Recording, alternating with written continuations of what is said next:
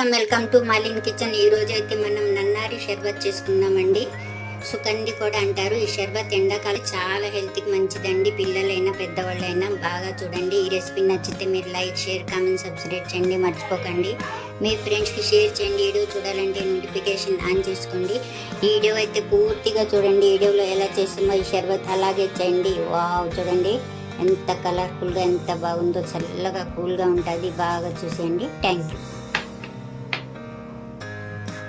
మనం 2 గిలాసులు తీసుకోవాలండి. ఒకళ్ళైనా ఇద్దరైనా మనం తీసుకోవచ్చు. 1 గిలాస్ అయినా 2 అయినా. ఇప్పుడు మనం మంచి షర్బత్ చేసుకుందామండి. ఫస్ట్ మనం గిలాసులో ఐస్ క్యూబ్ వేసుకోవాలండి. ఐస్ వేసుకోవాలి మనం. ఇప్పుడు అలాగే గోన్ కదీరా అండి. గోన్ కదీరా మనం 1 స్పూన్ ఇందులో వేసుకోవాలి. అలాగే ఇందులో కూడా వేసుకోవాలి. అలాగే మనం చియా సీడ్స్ అయినా సబ్జా సీడ్స్ అయినా నానబెట్టుకొని మనం 1 స్పూన్ ఇందులో వేసుకోవాలి. అలాగే 2 పుదీనా ఆకులు కట్ చేసుకొని వేసుకోవాలి.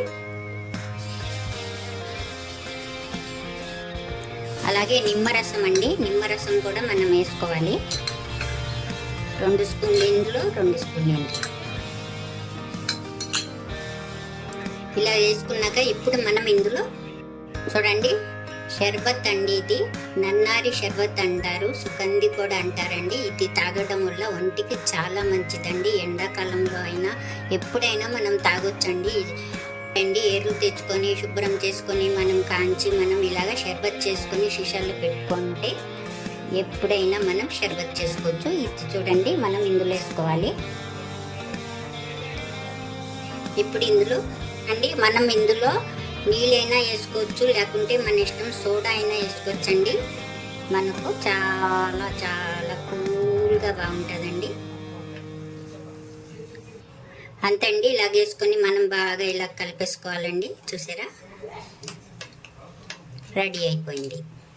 అంతే అండి. ఎంతో సింపుల్గా అయిపోయి హెల్దీ మంచిది మనకు షర్బత్ అయితే రెడీ అయిపోయిందండి. నన్నారి షర్బత్. ఈ రెసిపీ నచ్చితే మీరు లైక్ చేయండి.